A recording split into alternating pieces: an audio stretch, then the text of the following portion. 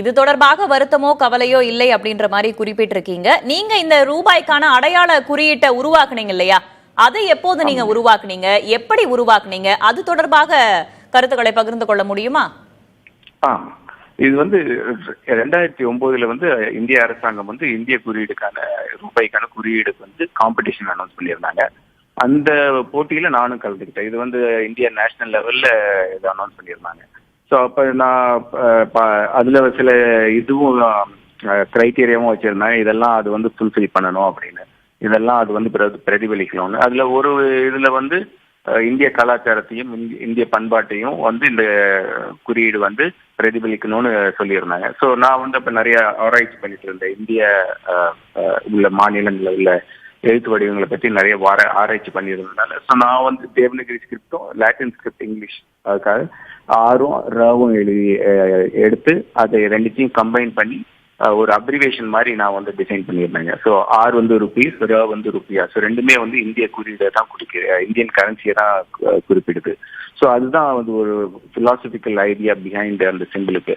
So அப்போ என்ன அவங்க கேட்டிருந்தாங்க, அதுக்கேற்ற மாதிரி நான் யோசிச்சு அதுக்கேற்ற மாதிரி தான் நான் அதை வடிவமைச்சு கொடுத்தேன். ஸோ அந்த அடிப்படையில தான் அரசாங்கம் என்னை தேர்ந்தெடுத்து என்னுடைய சிம்பிளை வின்னரா அறிவிச்சு அதை இம்ப்ளிமெண்ட் பண்ண ஆரம்பிச்சாங்க. ஸோ 2010 இதை அனௌன்ஸ் பண்ணாங்க. இந்த மாதிரி இதுதான் இந்திய குறியீடு, இனிமேல் இந்திய ரூபாய்க்கான குறியீடு, இனிமேல் இதை தான் யூஸ் பண்ண போறோம்.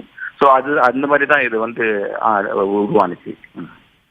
சரி, நீங்கள் கொடுத்த பரிந்துரை அவர்களால் தேர்வு செய்யப்பட்ட பிறகு தேர்ந்தெடுத்துட்டாங்க அப்படின்னு சொன்னதுக்கு அப்புறம் நீங்க யாரை போய் முதல்ல சந்திச்சீங்க? ஏன்னா திரு அண்ணாமலை அவர்களுடைய பதிவுல நீங்கள் திமுகவை சேர்ந்தவர் அப்படின்ற மாதிரியும் குறிப்பிட்டிருக்காரு. முன்னாள் திமுக எம்எல்ஏவின் மகன் அப்படின்னு குறிப்பிட்டிருக்காரு. ஆமாங்க, ஆமா.